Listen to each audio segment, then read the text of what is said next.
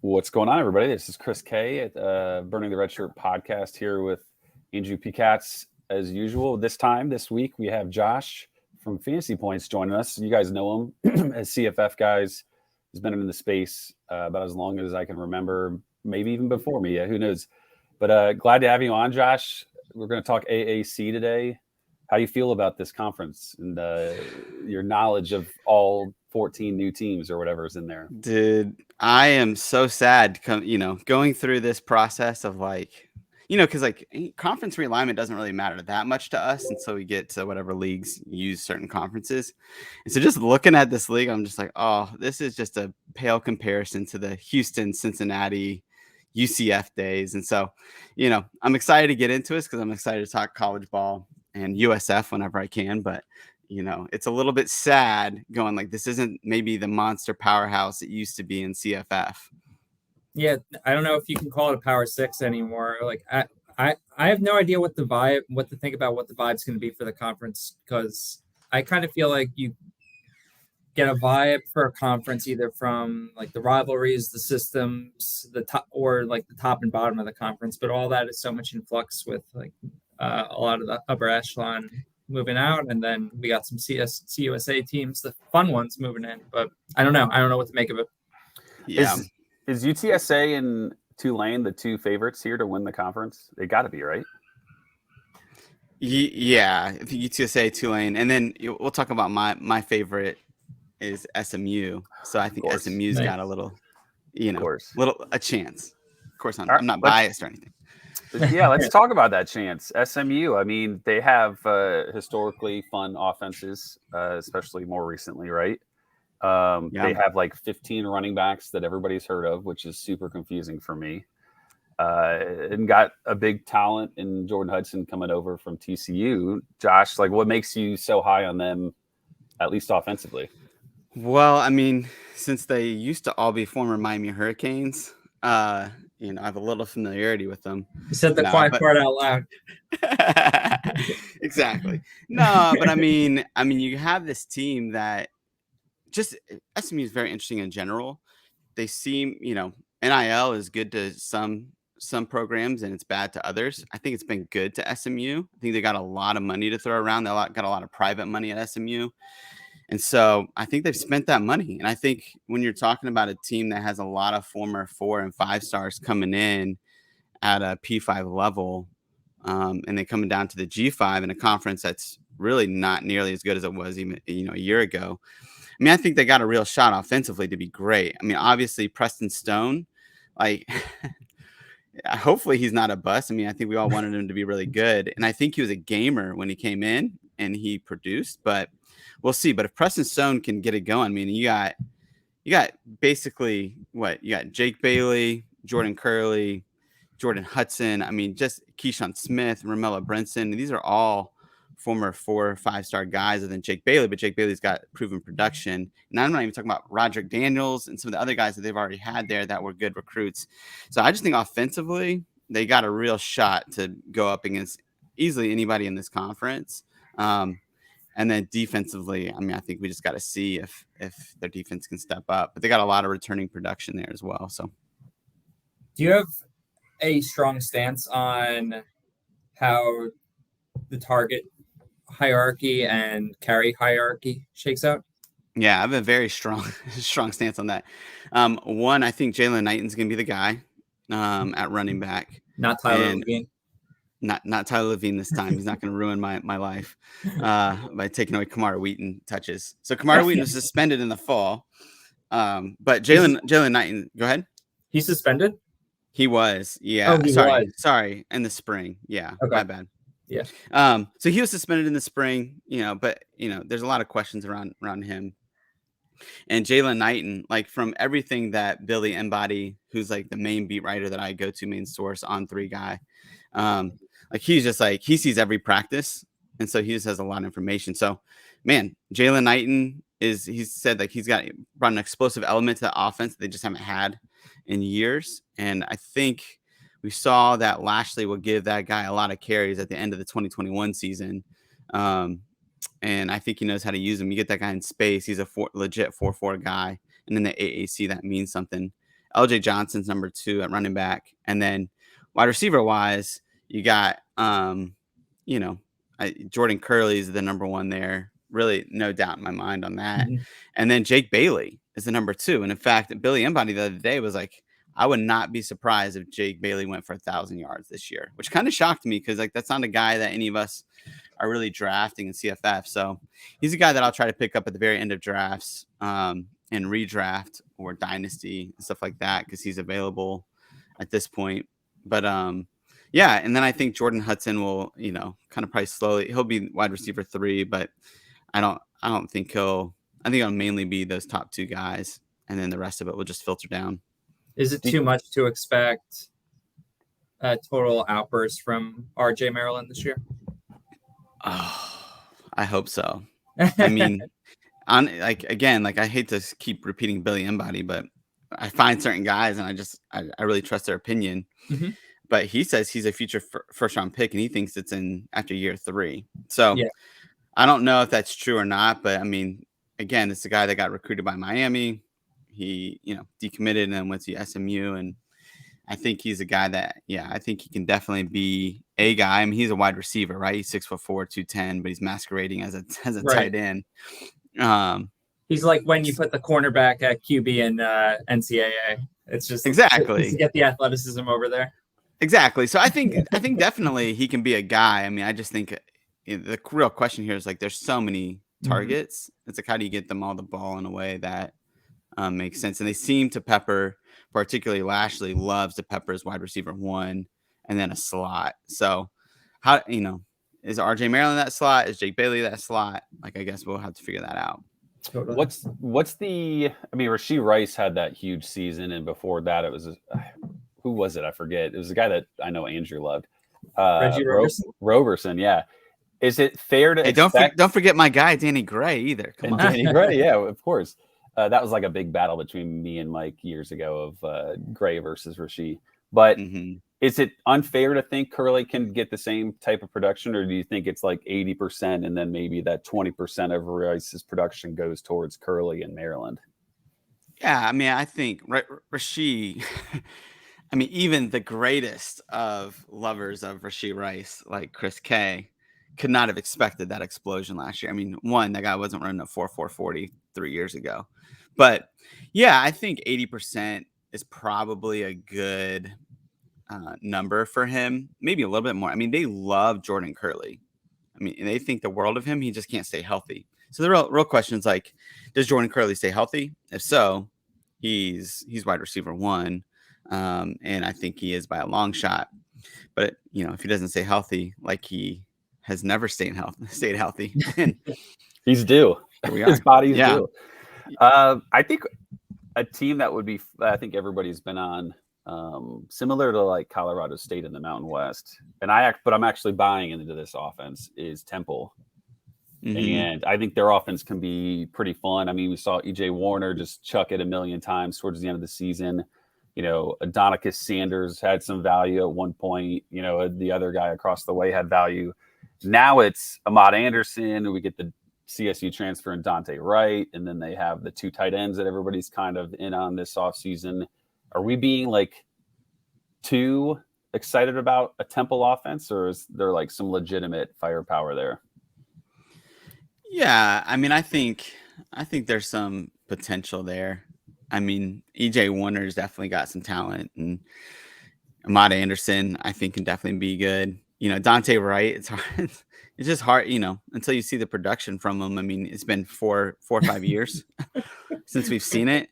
And then those 2 tight ends, yeah, I think they're your wide receiver 2, wide receiver 3. And I kind of like Jordan Smith more than I do, David Martin Robinson personally, just because I think he seems to be more athletic. I like some of his numbers better, but I saw you draft him, and at one point I was like, who the F is this guy? And then I looked at like his last month or whatever. I was like, okay, another random Temple guy that exploded over that insane stretch run. Fine. Yeah. But I'm also not like buying into them a ton. I mean, I think some of it's, sorry, I'm going deep into the well here, but like 4 or 5 years ago we had, ECU and Holton Halers, right? Mhm. They had that run at the end of the year where their coach was going to get fired, and he's just like, I'm just going to chuck it 70 times a game. And I do, obviously Stan Drayton wasn't going to get fired. It's year one, but I do kind of wonder if there's like all right, we're just going to chuck it because we got like nothing else is going to work. I think they have a little bit more maybe balance this year. I mean, Stan Drayton's a running back coach by trade, and I think they seem to like EJ Wilson and Edward Sadie, so I could see them being a little bit more balanced with a lot of returning production, but I guess we'll have to see. I think there's some validity in moving back to the run a little bit more. All right, you lose some of your better receivers. That maybe one reason that they might continue chucking it a bunch is that they want to keep Warner in this like transfer portal era. Mhm. Like it's not like he has any connection to Temple, right? Like Mhm. he's Kurt Warner's kid. He grew up on the West Coast, so like maybe there's like, hey, we're gonna keep chucking it, and they don't even have to be all that great if they continue to throw it 40 plus times. It's kind of like the Right. Mississippi State Will Rogers effect, where it's like, Yeah. as long as they just keep chucking it, it doesn't matter because you're just gonna get volume. This conference is so weird. I don't even know where to go next. I mean, there's a couple of fun teams for sure. I mean, how about this? Many years ago, Andrew and I were big Tulsa guys. Big Tulsa Uh-huh. guys. We were remember when we were super high on Chad President? Andrew? Those were the days, weren't they? How are you not high on Chad President? I know, though? right? That guy was going to be amazing until he wasn't. Yeah, which was like immediately when he stepped on the field. Braylon Braxton's gotten some hype and some love. Andrew, is there any sort of Chad President type love with Braylon Braxton? Or are you out? There probably should be. I think I just haven't wanted to buy in since I can't claim any sort of first mover on him. So now I just kind of root against, hoping that someone else transfers in, like Spencer Sanders, right? After he graduates from Ole Miss, looks around, figures he's not going to be QB1, and why not go back home and play his final season in a new air raid system, air it out, run it a bit. And he is souped up, Braylon Braxton, right, with the experience. So why can't I wish it into existence? But like outside of just some ridiculous scenario like that, it seems like there's probably no really good reason why he doesn't go higher in our drafts, right? They're going to throw it a ton. He showed what he could do with his legs. Like I didn't get a chance to watch him at all last year, and just doing box score scouting, I was surprised at how many yards he threw for in some of those games at the end of the year. Did you get a chance to catch him at all, Josh? What does he look like? Do we think like it can carry over from like a fantasy output perspective and just in new system? Yeah, I mean, I love Kevin Wilson. We know what he's produced in the past as far as talent, and Braylon Braxton. I like him as a talent. I worry about.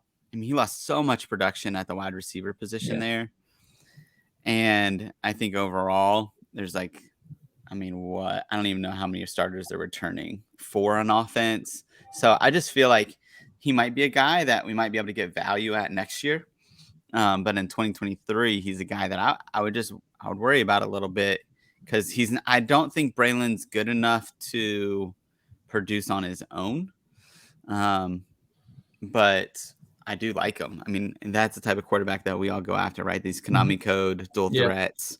I mean, they're gold, but I think it might take a year for Kevin Wilson to get his guys, unless, Braylon Presley comes in. He's just unbelievable, which I don't really see that happening.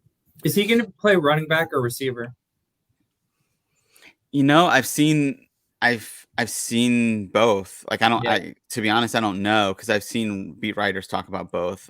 I would assume he'd play wide receiver, because I like their running backs. I like Anthony Watkins a lot. I don't know what y'all thought about him going into last year, but he intrigues me. He actually like kind of reminds me of Tevin Coleman, if you remember the old Indiana running back with of course, with Kevin Wilson, right? I could see that going well if they had any offensive line. So I don't think they need him at running back. So I hope he plays wide receiver, but I don't know. Kevin Wilson's the head coach, right? And the OC they brought in Spurrier Jr., right? Who is Right. who is just like kind of hitched his wagon to Leach for years. So is this just gonna be like straight up Leach offense? I mean, I don't know. I mean, how much? I feel like Kevin Wilson. I feel like Kevin Wilson wants to prove that like he can be a good play caller, because I think his time at Ohio State, like, I mean, he never really got to call plays, right? I mean, Yeah. Ryan Day. So, is there this itch within him to have control of that offense? Like, I don't know. When the guy makes his money, he got a Big Ten job from being a good play caller. I kind of wonder if he wants more control. So I think there could be more of a balance, but Okay. But I don't know. I mean, Yeah. if Steve Spurrier really has his way, then no. Right.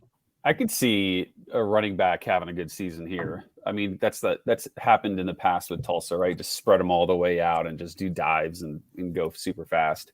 And you make a really good point, Josh. The receivers are super thin. Like Malachi Jones is really the only returning name that's gotten significant snaps. And one thing that they've done just over the last few years, and there obviously is a change more recently, but they've really hammered the same 3 to 4 receivers every single year. You know, it was like everybody was getting between like 16, 17 and 24% of targets. So when you lose 3 of those guys and you only return 1, you really question, especially with Braxton not necessarily being like an all-world passer, right? How much success can they have through the air? Yep. South Florida feels a little bit similar to me. Byron Brown. Carve out the next half hour. To kind of tee this up, Byron Brown looks like the type of quarterback that we all like, right? He had some big games last year, if I remember correctly. The receiver room is pretty thin. Like, I don't really recognize a bunch of these names. They get the Florida transfer, I believe Florida, right? Naquan Wright. So, like, what is this offense going to look like? Andrew, you look like you're the most hyped up about this, so maybe you start. I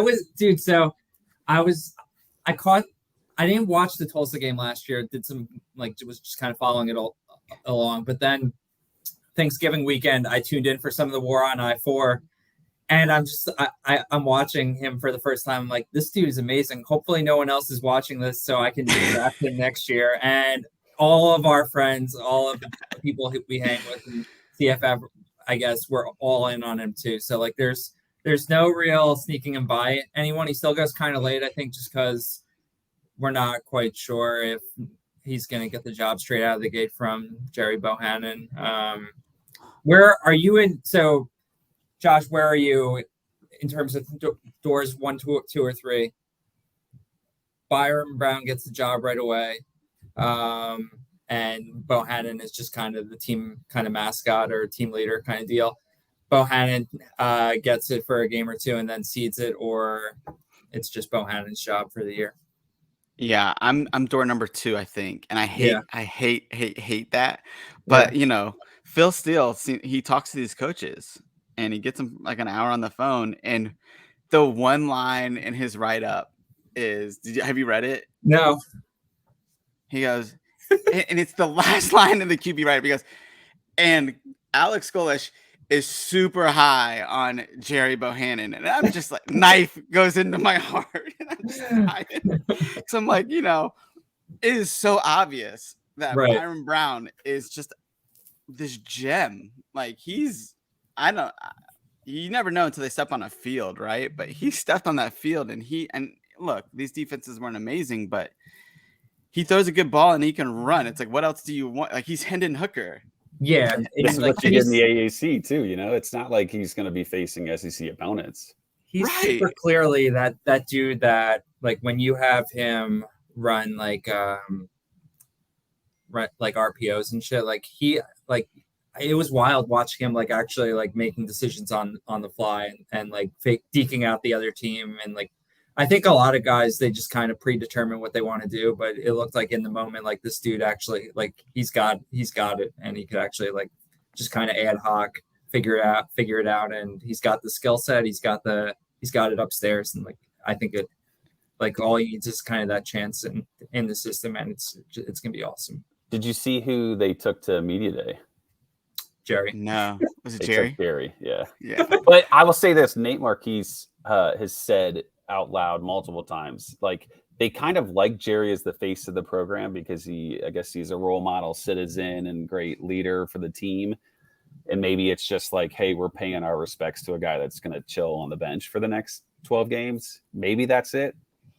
I don't have much of obviously either guy, but I would be a little concerned if I was heavily invested, just because, right? You can't ignore some of these different clues. As much as I hate coach talk. Yeah, I mean, this is why I do like best ball. I do feel like he could be the guy by week 3 or 4. Yeah. I mean, I don't get Jerry must interview so well.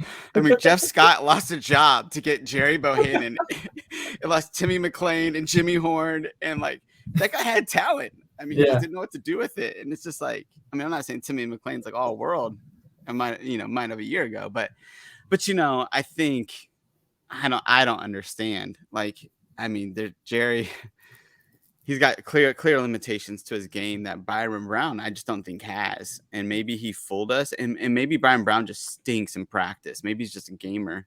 And that's the only thing I can think about why you wouldn't see this guy and go, oh my gosh, he's a perfect fit for my system. Yeah. So I don't know. But maybe it's just 2024 for them, honestly, because they do have some talent coming in at wide receiver and some other positions that I think they could be very good in a couple of years. Dude, everyone has a different stance, I feel like, on their receiver room. It's like all these guys with stars and or coming in from different programs. Dude, I just found out when our boy Heath Boyd took him in the AAC draft that Jared runs. I forgot all about Coffrey Brown. He's still there. And yeah, like I always liked that dude when he was at UNC. But all right, there's 10 other guys in the room. I can't really, like, outside of a single conference best ball in like the 18th round, sure, but right. I don't know. Do you have a stance on what's going to happen in that room? Who's going to start and who could ball out? I mean, yeah. So I do think Yusuf Terry's wide receiver 1. Yeah. I don't know much about Yusuf. I haven't really seen him play, so who knows? But Coffee Brown, his skill set fits, right? I mean, the guy is definitely a deep threat. Yeah. And then Jaden Alexis, like, he has the world-class speed, like, but he never got on the field at Texas. So I don't really know how good he actually is. But they got a freshman coming in named Jaquan Smith. Have you guys looked at him at all? Runs a 10.3 900 meter. And dude is like, which 10.8 is kind of national elite time, right? 100 meter. The guy is blazing fast, and he had P5 offers. He's good, man. Like, I think he's like kind of the next like Jimmy Hornish guy for them. That could be a guy that takes the top off of defense. He's a guy that I think could play some slot and could be really good. But I think that's probably more 2024. So outside of that, I mean, I think they will struggle a little bit this year. I mean, I think that's just year 1 in the system, and unless Coffrey Brown just is unbelievable, I just don't know what ceiling Yusuf Terry really has. To me, it just shows that the limited ceiling of that wide receiver room. Fair. Let's talk heavy hitter here. UTSA, they returned pretty much everybody. The one question mark is, I guess it's twofold. Who is their third receiver, and does it actually matter now that there's a new OC, right? Will Stein goes to Oregon, and everybody's idea of, well, they just hammer 3 receivers, which historically they did with Stein, which makes it a ton of fun for us in CFF. Yeah. But he leaves. So the question here for you, Josh, is who is the third receiver, and ultimately does it matter based on the new OC? Well, let me ask you guys, did you guys watch the bowl game with UTSA last year? Dude, fuck that bowl game. One of my favorite bets every year in bowl game season is what the lowest scoring bowl game is going to be. On FanDuel always has it, and it feels like, I don't know. I perceive that you can get value from it, at least, whether or not it's true. I don't think I've ever actually won it, but last year, you know how it is with bowl games. You can kind of predict the opt-outs and stuff. And I was like, that Louisville Cincy game is going to be an absolute disaster. So like Cunningham's gone. Guys are transferring all over the place. I got a sweet number on that. It was like 18-1 or something. And they ended up being the second lowest scoring game because there was a field goal kicked in the fourth quarter or something, and there was like 31 points. Only to the UTSA Troy game, which was 18-12 and 30 points. Like that game must have paid out amazing for being the lowest scoring game. But yeah, I mean, in that game, right, players dropped left and like poor Frank Harris, dude. So let's play it back. Clark out from November. Cephas out.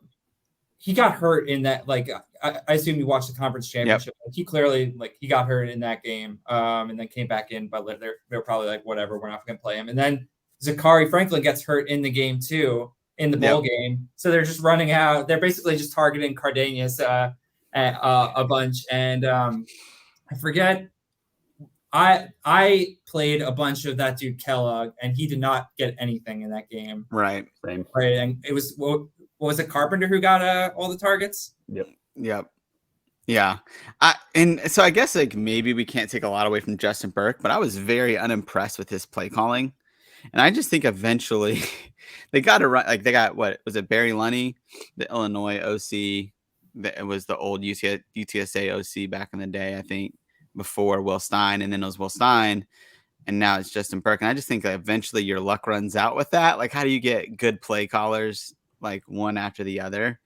And I just wonder, and I know that the context for what you just gave was great, but it's like I just also wonder if like just Justin Burke's just maybe not that good of a play caller. And I'm a little bit concerned overall about UTSA. I mean, I don't think they like drop back significantly, but DeCorian Clark, like he tore his ACL in like late October, and like he seems like he's coming back. Maybe it's just an ACL, but I mean that concerns me. Dude, you hear the way people talk about that injury too. They're like, I can't believe this dude's walking already, and like I have no idea what actually happened. Didn't see it, but like the way people describe the injury when it happened is not like, oh, this is just like your run of the mill ACL. Like I get the vibes like he ripped his leg apart. Yeah. Well, it seemed like it. And like now he's like running around. He was like dressed up for like team like spring ball. And I'm like, is this guy like Superman? I don't think so. So the newspaper reporting has basically said that both guys look good. And then specifically the coach came out and said that he's a freak. Clark's a freak, that he's practicing. We held him out obviously for, just because why would you bother? But you do. I have a lot of Clark because I've just been able to get receiver 2 for UTSA at the very worst. Feels very good. And I wonder, is it, maybe we do get bad play calling, but I feel like Frank Harris could overcome that. And if Clark and Cephas are healthy, they have Barnes, who's awesome. Like I feel like you could get over that, but we might be overpaying for 2024 UTSA, whether it's like young guys or next year's drafts. Is who would benefit was Barnes. Barnes had an awesome end of the season. He had a big game in the bowl game. Yeah, Barnes is like a top 3, top 4 rounder easily.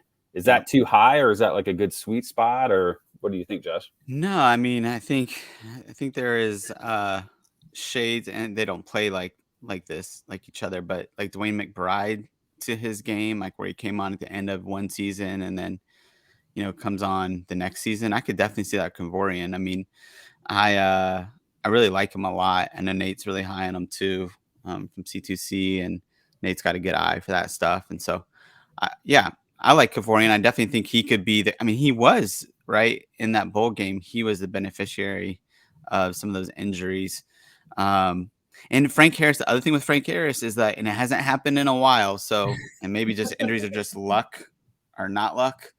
But that guy didn't play for 4 years for a reason, not because he wasn't talented. Like he got injured a lot of ACL injuries. So you just wonder with him too, of like, does the injury luck run out? And if it does, like their backup's pretty good, but one snap away from the Eddie Lee era.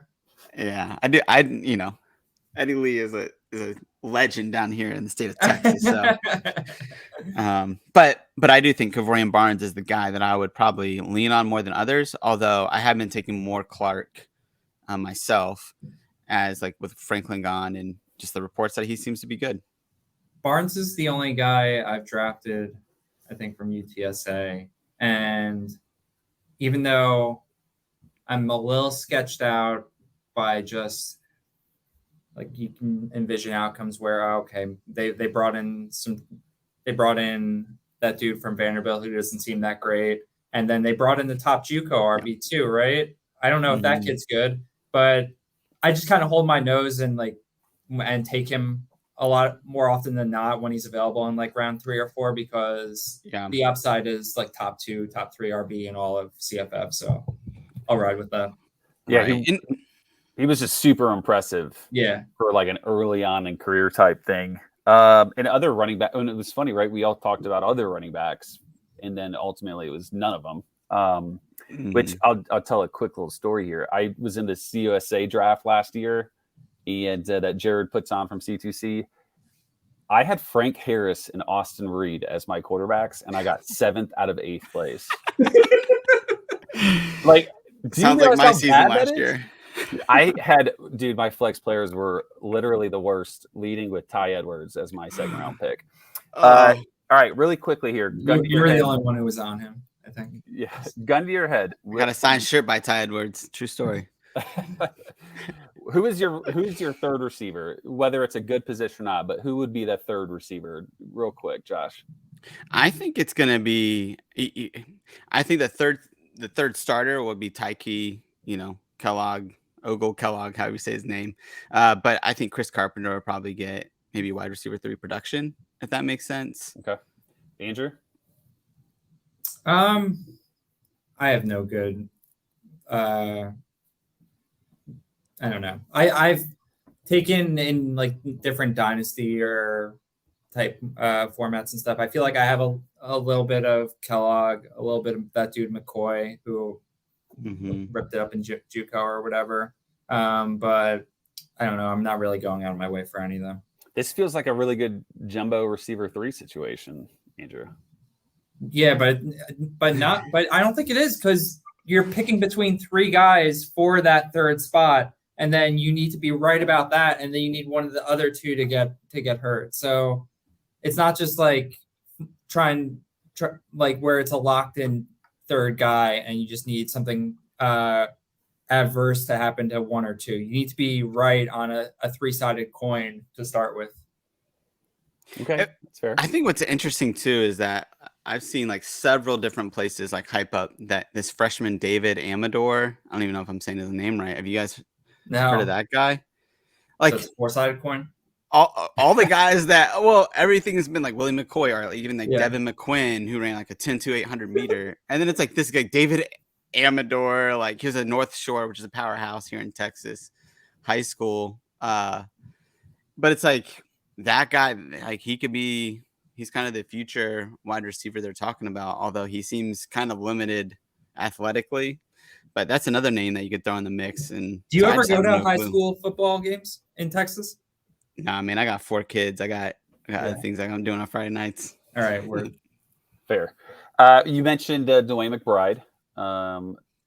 Jermaine Brown might have been Jared Palmgren's greatest pump and dump of 2023.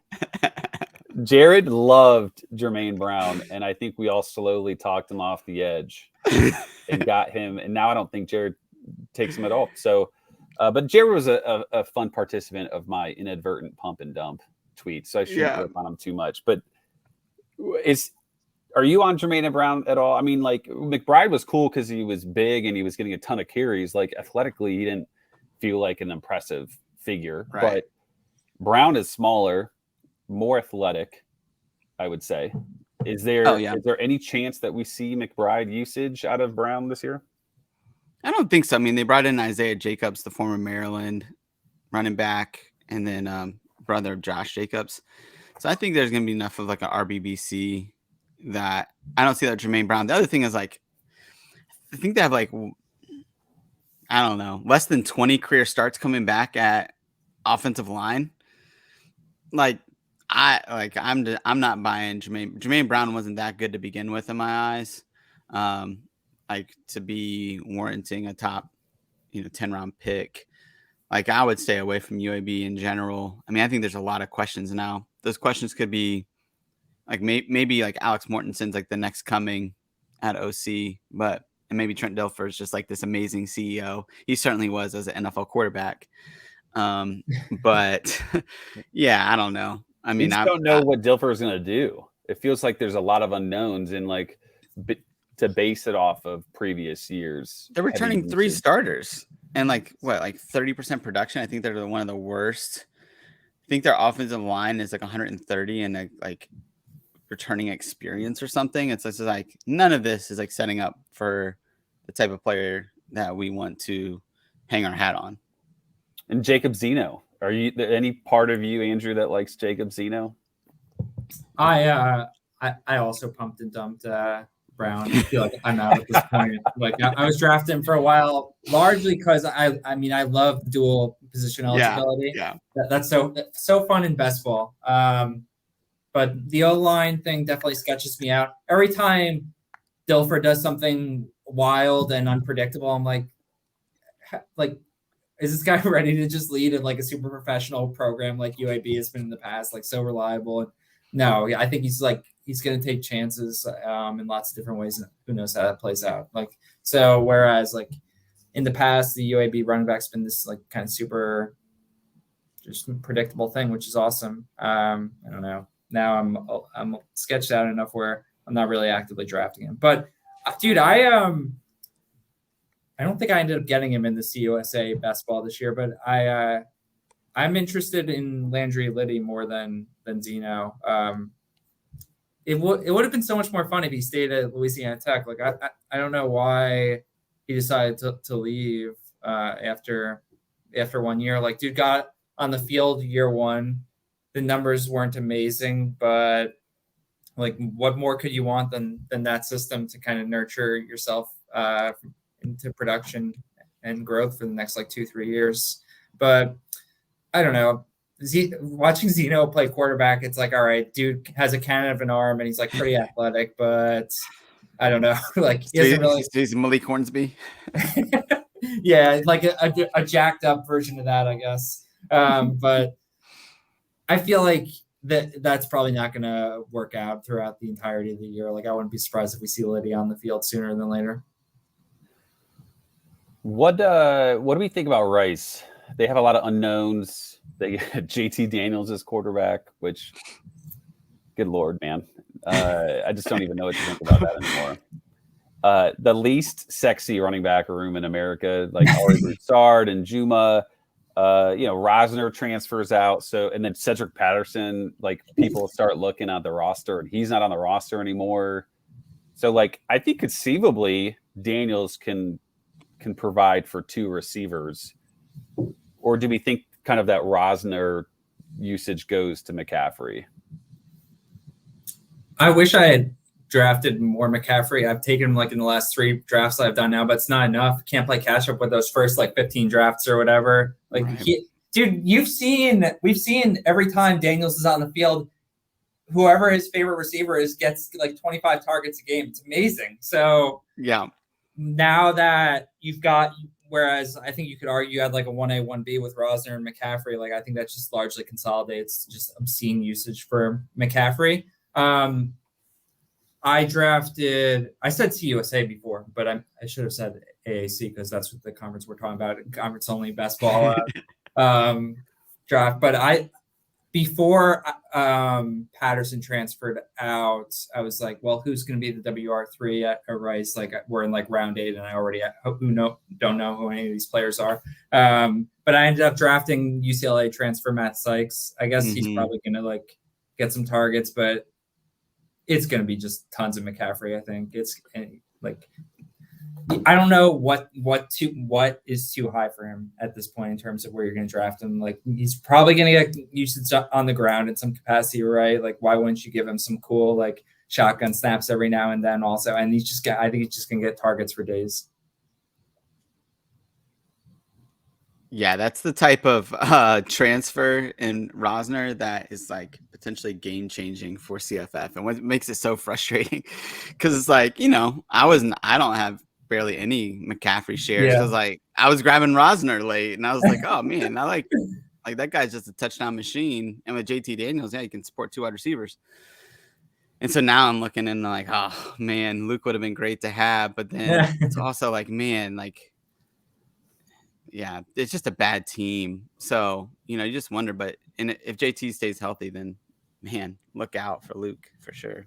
Yeah, and I think Sykes is the good, I guess, guess as second receiver. Yeah, I'd agree. The other guys are just super unimpressive names. I think like Kobe Campbell is somewhat interesting just because I've heard the name before and kind of seen him play, I feel like. But that is a tough one. The nice thing, to your point, Andrew, is JT Daniels is a statue. So if they did want to do anything creative with the quarterback, they'd have to use McCaffrey. So I think Padgett's a little athletic there too, but I feel like they would just keep McCaffrey on. So maybe there's some even more added upside for it. I have no idea where their quarterback room begins and ends, because last year they were just pulling these guys out of the woodwork, and every time you think, all right, now we're at the point where the forward pass is no longer part of the random dude throws for like 250, and the receivers just keep going for like 100 yards. Like who was Padgett the guy who was like a walk-on and like beat North Texas down in like week 13? Like I find it so fascinating how like you go program by program, and like some programs, like established quality programs, like once QB1 goes down, it's over. Like Oklahoma last year, like the forward pass is not happening. And then Rice goes 4 QBs deep and they're still hitting like for 2 or 3 bills, no problem.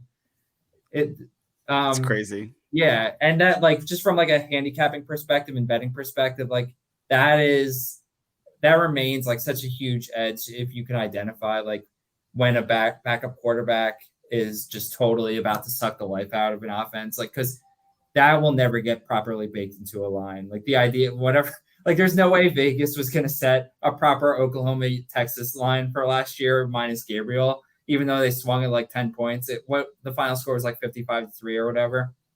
Yeah. I don't know. I love that shit. The whole like quarterback depth chart analysis type game. I'll tell you one team that's similar in this group is Temple. Like if Quincy Patterson is the quarterback for Temple, like everybody that drafted anybody in the receiving game is screwed, because that is not good. I mean, yeah, maybe Dwan Mathis comes back and plays quarterback, which is also just as bad. I mean, we could gloss over Navy, right? We don't really need to talk about Navy. They have 3 bye weeks, the rare 3 bye week, and none of them really were all that productive. Fofana, this feels like is the only guy you could maybe take in a redraft or best ball. Yeah, maybe. I got their wide receiver 1 in like the 19th round of the AAC draft, and it was like the highlight of my team. That dude Umberger or whatever. I don't know. Maybe I don't know. I did like a quick Twitter or Google search. I was like, am I missing something? Like, did this kid his eligibility expire? But I think he's still there. So I was pleased to know that the couple of games where he gets like a random 60 yards and a touchdown, he's likely to find his way into my lineup from the 19th round or whatever. That's amazing. Yeah, it was nice. I was pretty bummed when I missed out on Army's receiver 1 late in the CUSA draft, because we had Army added because the CUSA is so bad. All right, another big gun, Tulane, headed by Michael Pratt. They lose the stud running back, Spears. How did I forget that name? But they use just like 5 receivers and just chuck it all around individually, like pretty fair. Is that the same type of thing you think we'll see, Josh, in 2023, or is there a chance for maybe some consolidation? Or yeah, I mean, I think so. I really think just overall, like Michael Pratt's really the only guy that I would take chances on. I mean, you look at their like percentage split between running back 1 and running back 2, and like past years, like not counting last year. Like last year was such an anomaly. It's like that's not going to happen again. Let's see if I can pull it up here. Like the split is just crazy. It's like 29-25 in 2021, percentage of, who runs the ball between RB1 and RB2. And it's 24-25. And it pretty much follows that all throughout, except last year was 41, to RB1 and 10% to RB2.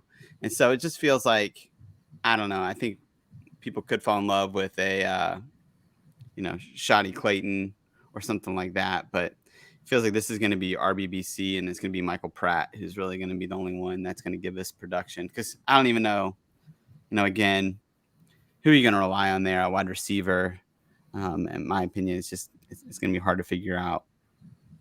Makes me feel good about not having any of the Tulane running back group. That's one of those situations where I think like this is kind of like bleeds into my UCLA theory that they're not going to be all that great this year. Is that like, yeah, Chip Kelly was awesome with DTR and he started him young. DTR was young when he started playing, but like he was also a drafted NFL pick. Like the offense was incredible. Like to think that offense is going to be similar to a DTR Charbonnet offense for UCLA with a true freshman quarterback or Garbers at quarterback feels a little bit assumptive. Same kind of thing here with Spears. It's like sometimes a good coach, which I think the Tulane guy is, they just know, hey, this guy is awesome. Like I'm going to veer a little bit off of what I typically do and give him by the way, the 41% of carries was low because he got injured a couple times.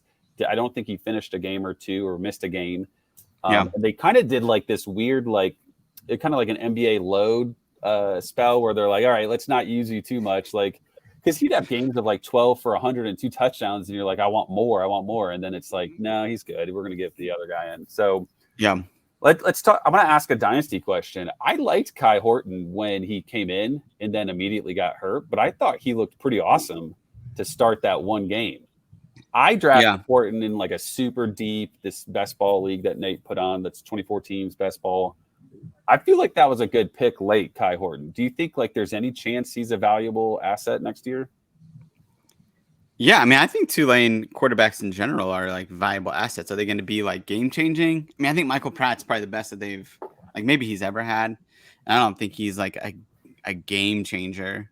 But I think like Kai can be serviceable. I don't think he's Michael Pratt. I mean, I think Michael Pratt's pretty special. But I think he's good. I think Andrew maybe has some opinions. Smiling over here. I've never been the biggest Pratt guy. I don't know. He doesn't really do it for me with his arm, and I get that he uses his legs a lot, but I guess it's just a good match between skill set and system because I watch him and it's just, I don't know. It's not that game changing. What I feel like he does on the ground, but I guess it just works within the system and he's enabled by it. So it's whatever. The Kai Horton game, I didn't catch any of the short time he was on the field, right? Was that the Houston game where he had 3 touchdowns in the first half for Horton? Yeah. Did he have I didn't realize he played that much. Didn't. He played like a quarter and a half or something. Yeah. And I think he landed on a shoulder on a run and something like that and broke his collarbone or something and he was out. And the third string guy beats Houston in that game, right? And like some wild comeback or something. Yeah. I think you make a good point though on Pratt. Like I think Pratt's an amazing college quarterback. And Josh, you're right. Certainly the best Tulane's ever had. He kind of reminds me of like Grayson McCall where they both put up great numbers and like they're great for their systems and they do real well statistically. I just have never really been impressed from like an NFL standpoint, but like from a college standpoint, it's like, I mean, it's about as good as you can get. Their dependency on him, their desire to run him. He's, I don't care if he throws it to 5 different receivers. So that doesn't bother me from a quarterback standpoint. So that I think Pratt is similar to McCall in that fashion for me. No, 100%. Yeah, I was not talking NFL evaluation, but I do think it's interesting that everybody thought that he was going to go to Florida this offseason. And so the fact that the SEC program wanted him, granted, Florida's not the best at identifying quarterback talent. Sunbelt Billy. I don't know if that's the guy, but it's not a negative, that's for sure. Right, but I did hear rumors that there was other SEC programs that wanted him as well. I don't know who they were, but I'm sure Pratt could have gone to half of P5 at least.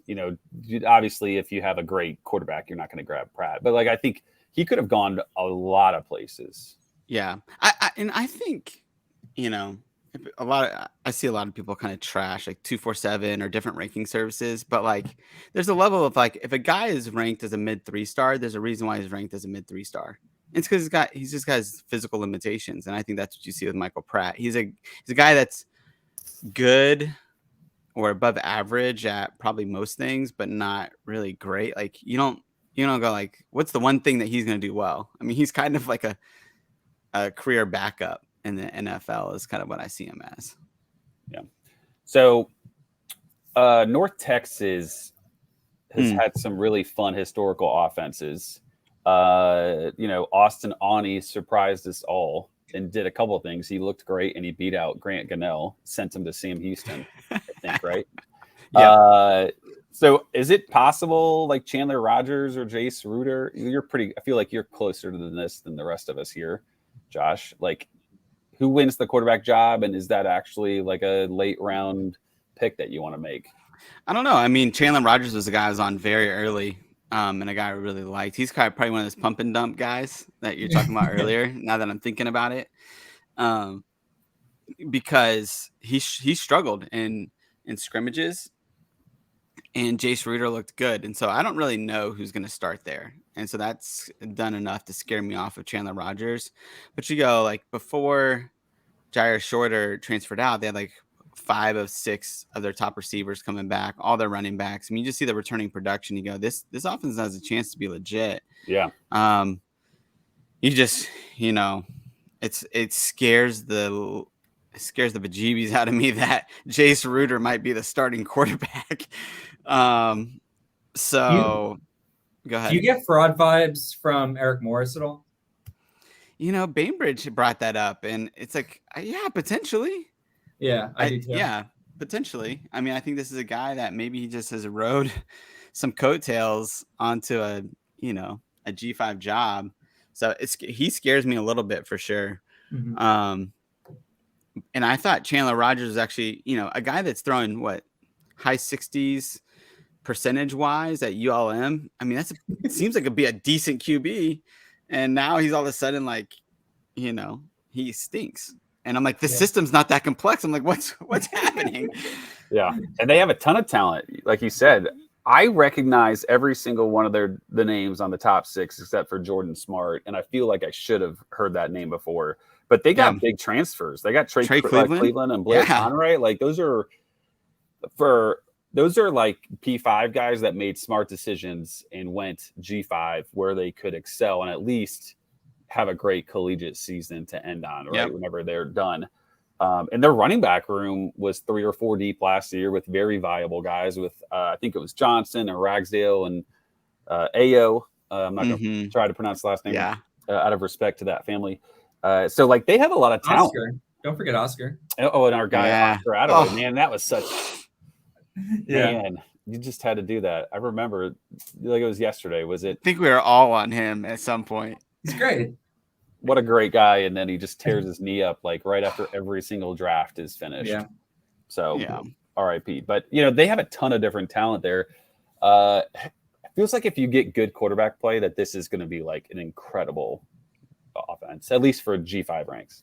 Right. And it should be. And I've seen a lot of people on Jay Macklin, I think in particular. I know that Joe from the CFF site is like pretty high on him. But I want Trey Cleveland to be the guy. I've got shares of him. I think he can be a good possession receiver type deal. He's not going to take the top off, but I really want him. I mean, he had some good games at Texas Tech last year. Why can't he do it at UNT? So, and then you have old, is it Roderick Burns that's been there for like 7 years? Yeah, I can't believe he was still there. If Jair Shorter was still there, man, that receiver room would have been like 27 average age. And I wish he was still there though, because that wide receiver room would have been incredible. I think he limits the ceiling on it. But all right, so we got I think 4 teams to go, and this is where it gets a little ugly. It's gonna be quick. Yeah, no. Well, I think I am like a closet East Carolina fan. Like they've had some really fun CFF teams. I went to the first game after the shooting at Virginia Tech, and it was against East Carolina, and they made like a big donation, and it was a big deal. So like I have like a little soft spot in my heart for them. Mm-hmm. They lose like every super valuable player on that offense, but they return a couple interesting guys. One guy I'm super high on is Marlon Gunn Jr. Like as a true freshman, he comes in and pushes what's his name, Keaton Mitchell, to the side a little bit when Mitchell had like 7 concussions in a row. They let him kind of take over a little bit, and I thought he looked good. Is Gunn like a real asset in CFF for you, Josh? I mean, hypothetically, yes, but I do get a little bit concerned about Raji Harris.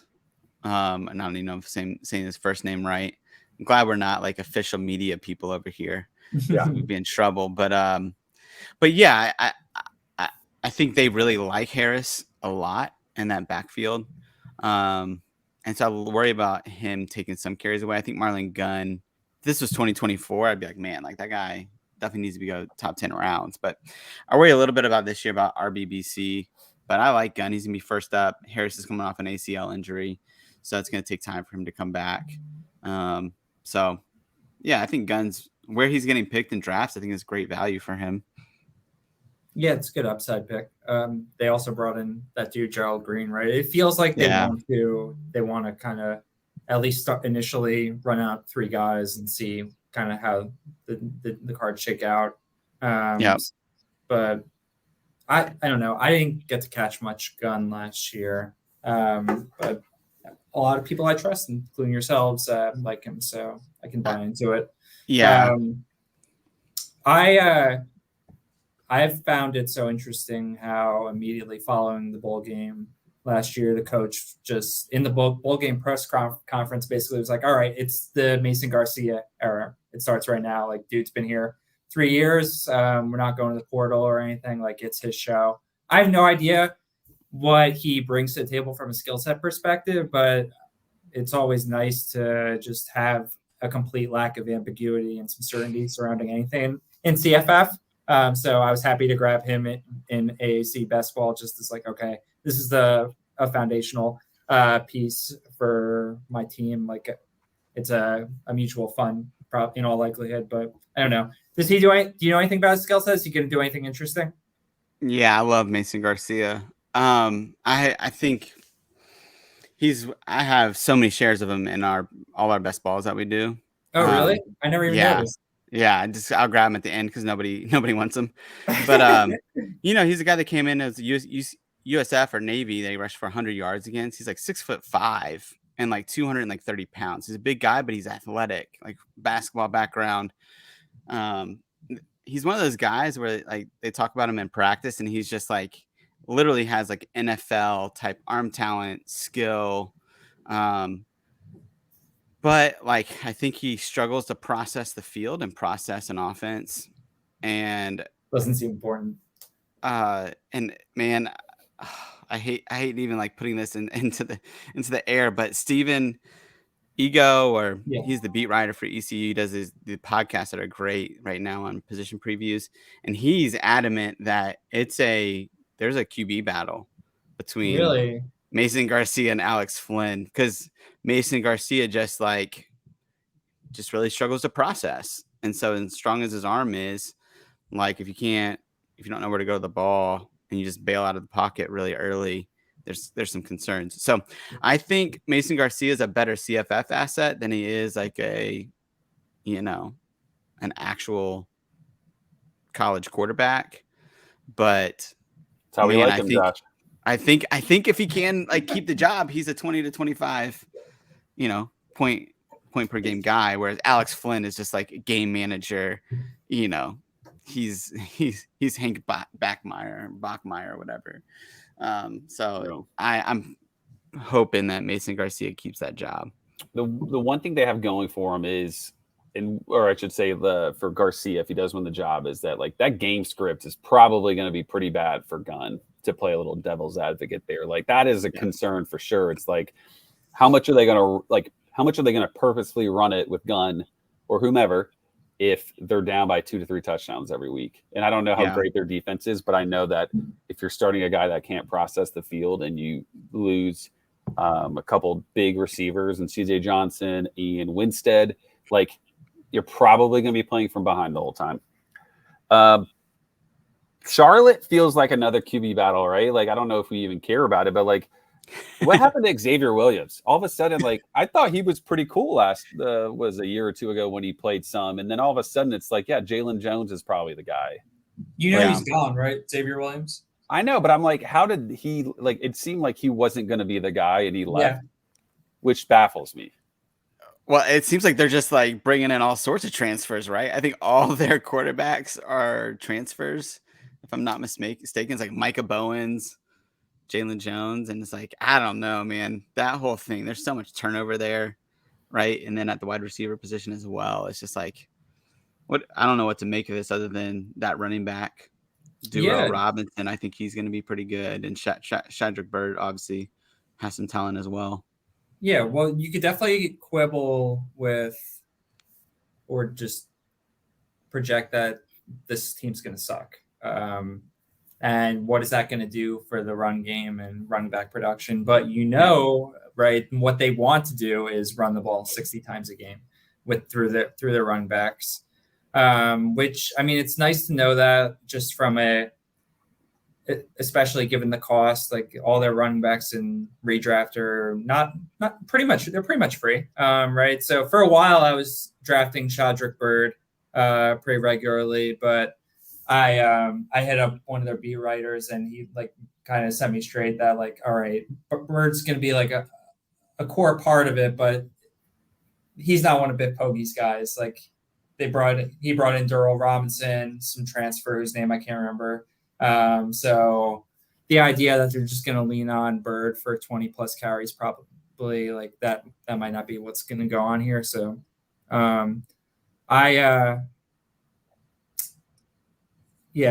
this year might end up being a mess, but just when we think about systems that drive running back production, like this is a potential gold mine in the short term. Yep. Yeah. I think this conversation should be 2024 dynasty because it's Mike Miller is the OC they brought in. I think is his name, but he's supposed to be like this gem of a recruiter. And, Biff seems to have, you got Durrell Robinson to come, right? His high school running back. He's got connections in the DC areas, which is a little bit untapped.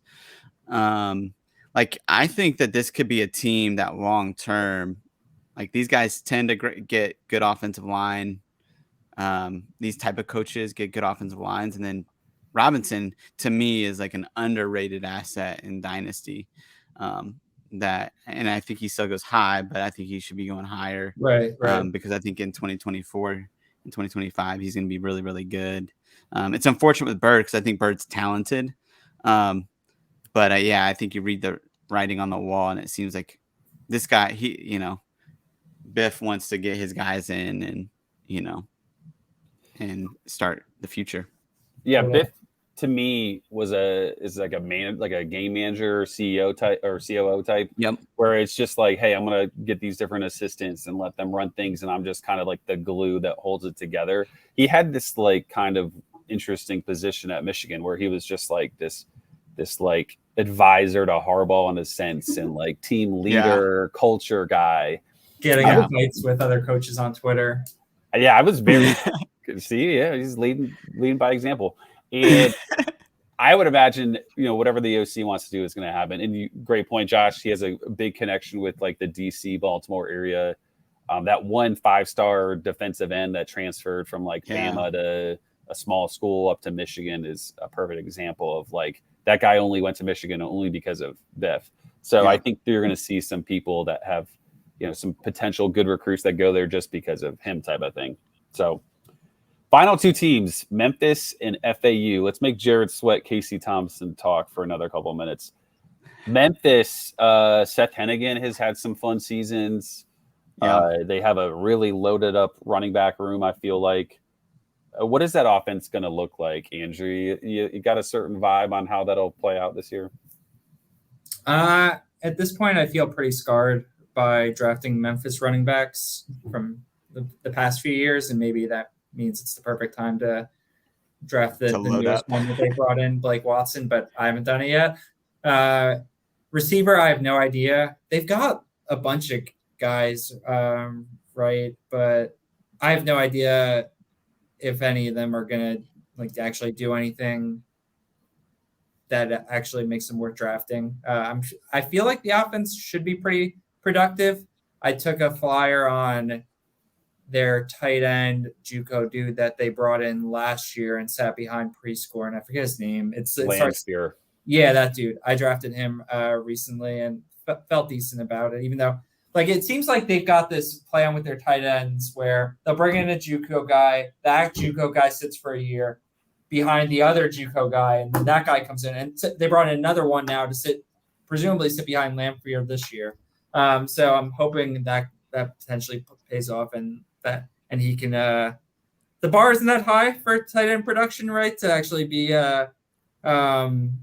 semi-valuable from a fantasy perspective, and Memphis has churned out tight ends, so I'm cool drafting him and kind of just seeing what happens. But I don't know. Hennigan's never really done it for me from a fantasy perspective, and I don't have strong leans on the running backs and receivers.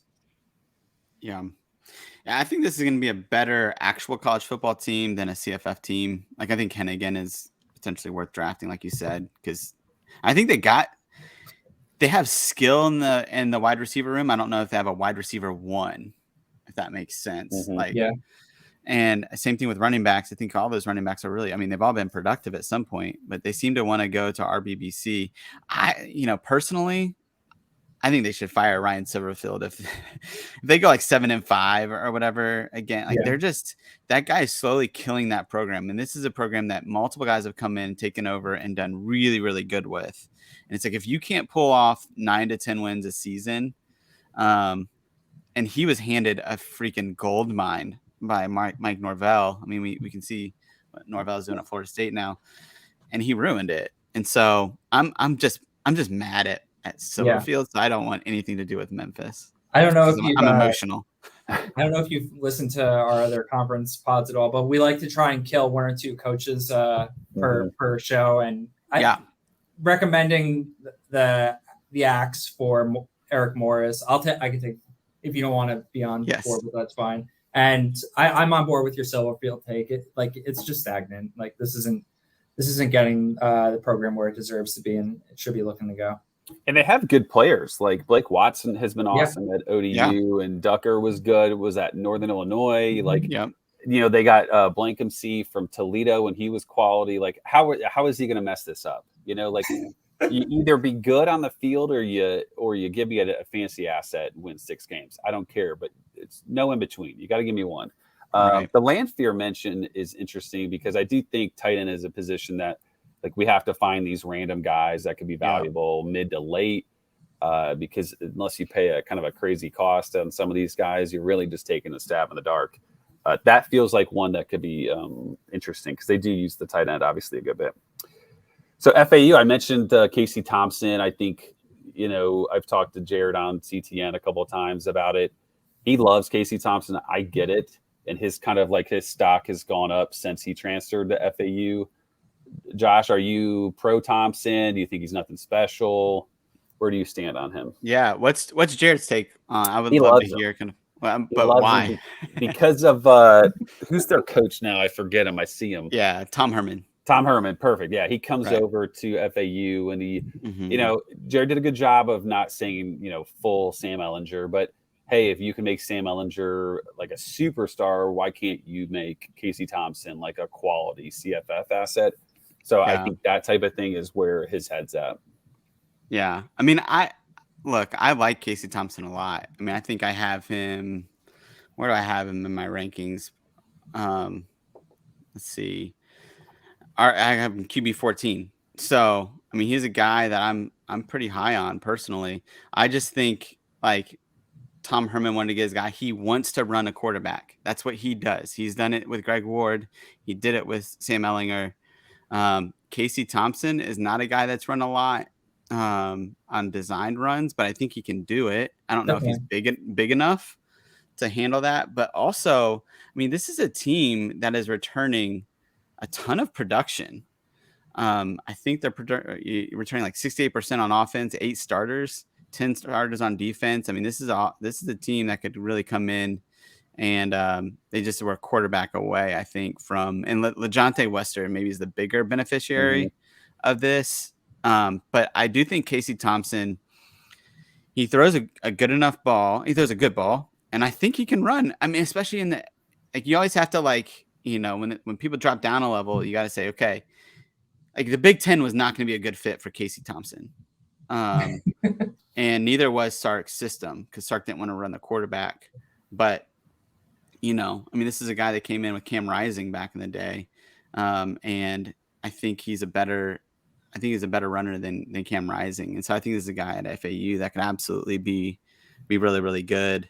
And Tom Herman is just a factory for quarterbacks. So I think you have to trust that. Herman recruited him to Texas, right? Yeah. Okay. And it was the Colorado bowl game where I feel like we got some Casey Thompson. That unbelievable game. Yeah, that was fun. What was I going to say? Is it as simple as 3 players, Thompson, Wester, and is McCammon, like, are you in on him?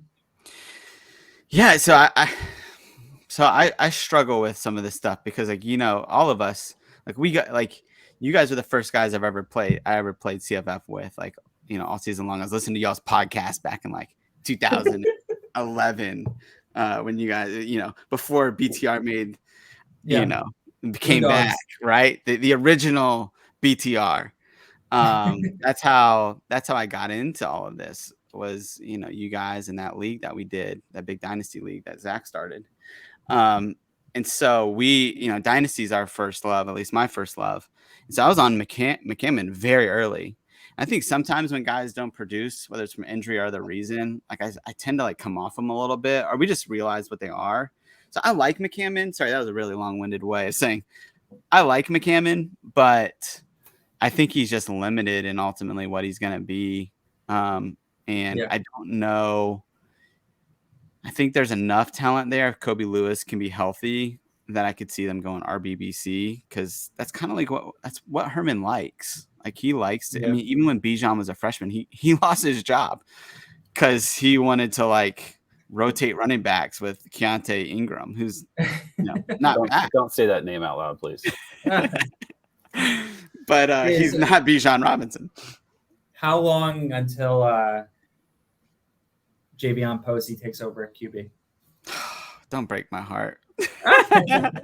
Man, that would be awesome. I mean, I think, you know, talking about Herman would never do something like that, right? Put a wide receiver at QB.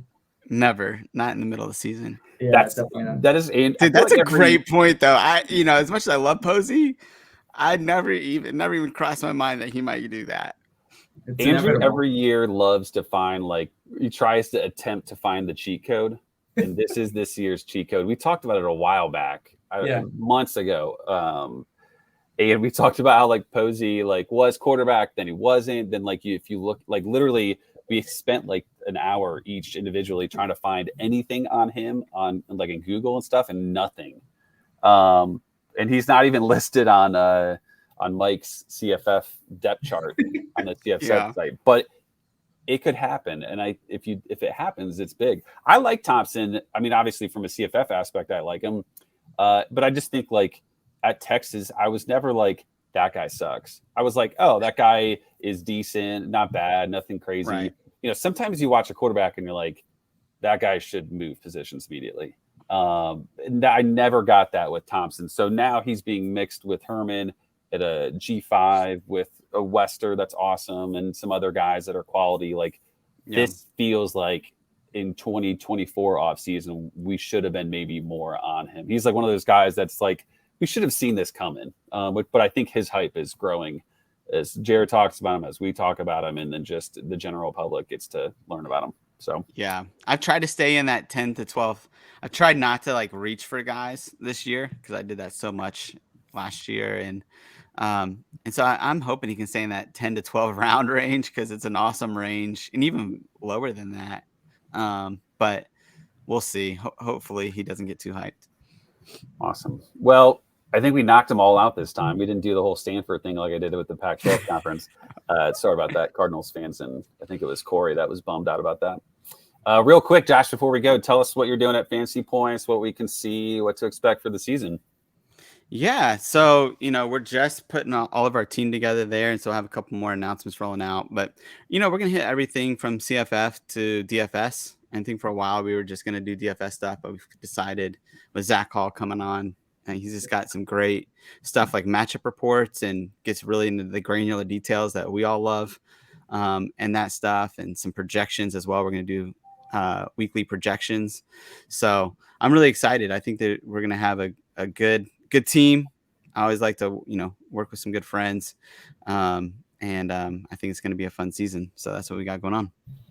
Yeah, you've been doing a good job of working Twitter. So if you're not following them, which I imagine 80 to 90% of people listening to this are, but at CFF Guys is where you can find him. He posts a bunch of good stuff. He hawks the different reporters and quote retweets it, which is always good to kind of get top of timeline. And we appreciate you hopping on. One of our final 3 guests.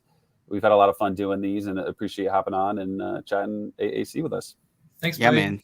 Yeah, absolutely. Thank you, guys.